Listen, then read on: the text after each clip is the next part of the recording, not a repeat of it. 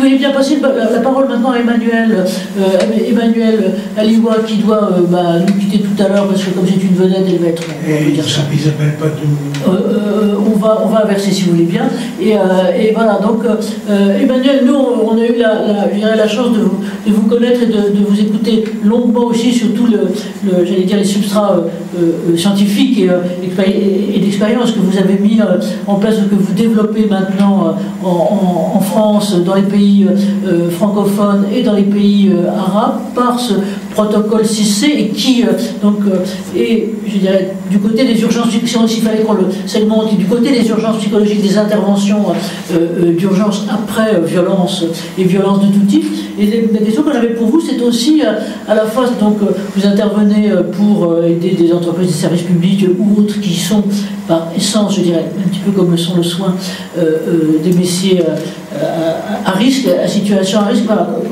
Comment vous avez à la fois écouté tout ça et vous connaissez vous-même ces questions, comment vous voyez appuyer sur deux piliers qui sont la prévention et la posture, parce que la posture effectivement du personnel soignant, elle induit aussi ou pas une réaction, une interaction, et que effectivement ça peut être intéressant, et c'est en tout cas ce qu'on essaie de faire avec le protocole 6C, c'est de changer de posture et d'outiller avec une méthode qui permet de désescalader l'hostilité qui est en face, l'agression, la perception de l'agression, pour minimiser de façon significative les pathologies anxieuses. Madame Cornibert le disait très justement, les personnes sont impactées lorsqu'elles sont agressées physiquement et psychologiquement, et autant la blessure physique peut rapidement se réparer, autant la blessure psychologique, on peut la traîner pendant de nombreuses années, voire toute notre vie. Donc, on sait que ce sont les interventions précoces qui permettent de réduire cet impact-là.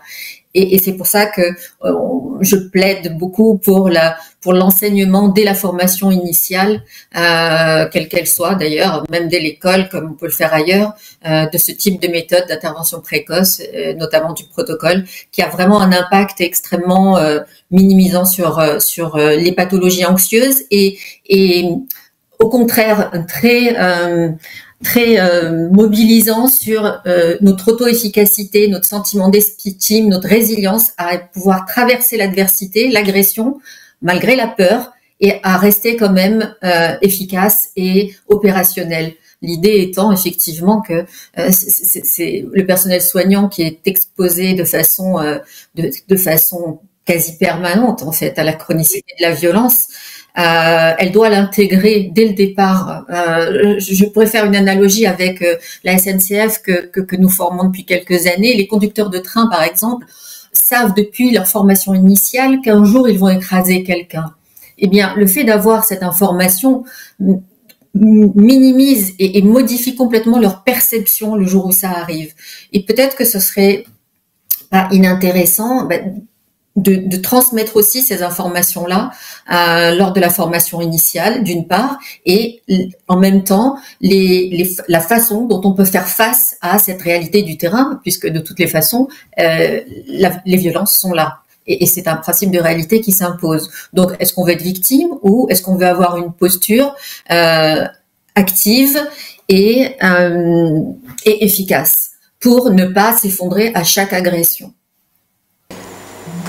On voit bien l'accent, merci Emmanuel, on voit bien l'accent que vous mettez qui rejoint un certain nombre d'autres types de l'importance de la formation. Et de l'importance de la formation, non seulement le plus tôt initialement, lors de la formation initiale, même j'allais dire des formations premières, dans les cursus universitaires ou quels qu'ils soient, mais aussi des formations tout au long de la vie professionnelle, avec cette conscience, je veux dire que certains métiers sont par essence, et celui des métiers de soins le sont, en tout cas du côté, j'allais dire ce qu'on disait, c'est-à-dire de la partie invisible du stress du métier, de la confrontation, heureusement peut-être pas tout le temps, mais pour certains services plus que d'autres, à la souffrance et aux difficultés.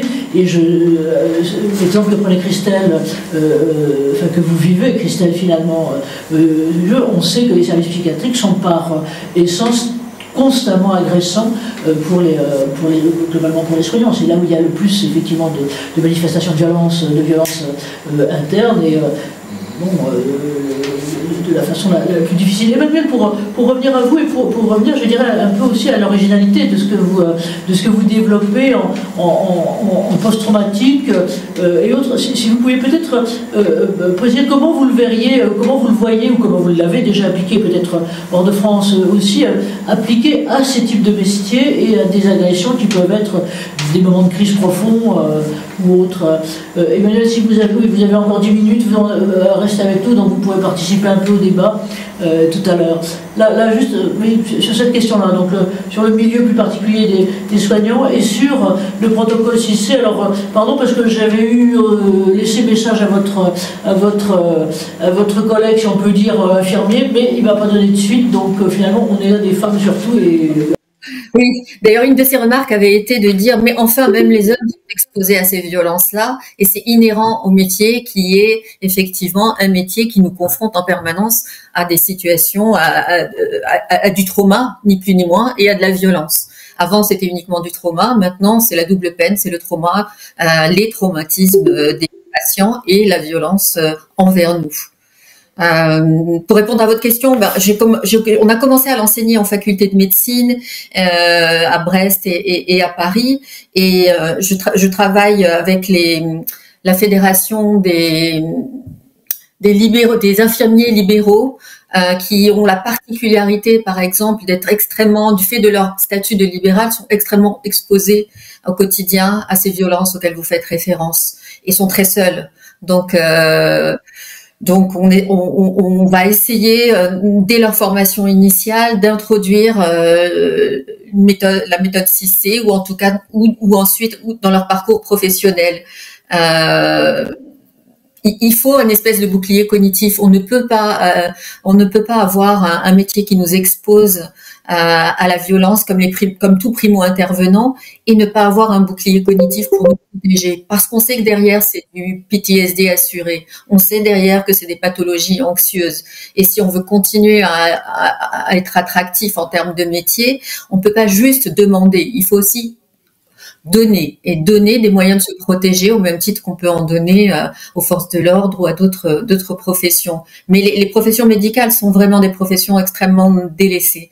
Ce sont des gens qui prennent soin des autres et dont on prend très peu soin. Donc il serait temps qu'on se penche sur la problématique de la formation et de la psychoéducation de ces professionnels. Merci de souligner, c'est l'une des raisons pour lesquelles nous, extérieurs, je peux dire le cercle, on a construit un certain nombre de ces actions, de ces programmes sur prendre soin des soignants. Parce que là, je veux dire, vous écoutez tous, et puis Isabelle, je vais peut-être vous passer la parole après si vous voulez bien. Moi, ce qui me vient, c'est que oui, c'est une comparaison avec un autre métier qu'on voyait, nous, par exemple, la semaine dernière au cercle. Apparemment, vous allez me dire, ça n'a rien à voir, mais si, parce que ce sont les pompiers. Et les pompiers ont, par définition, la mission de protéger les autres. D'intervenir dans des situations à risque continu.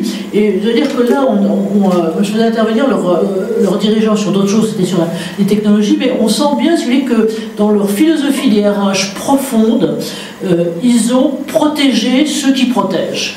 Et donc, systématiquement, que ce soit par des formations ou par d'autres biais, ou par des attentions, aussi par la vigilance avec laquelle ils mobilisent les équipes, ils font attention à ménager leurs forces, à les exposer ils sont exposés par définition, mais à les exposer le moins possible ou à leur permettre des feedbacks qui reviennent. Et donc, juste Sandra, là, tu es là, n'était pas très loin, mais peut-être tout à l'heure dans les conclusions qu'on pourra tirer, on ira dans ce sens-là. Merci Emmanuel et pardon à Isabelle d'avoir interrompu, mais interverti, mais Emmanuel doit nous quitter tout à l'heure.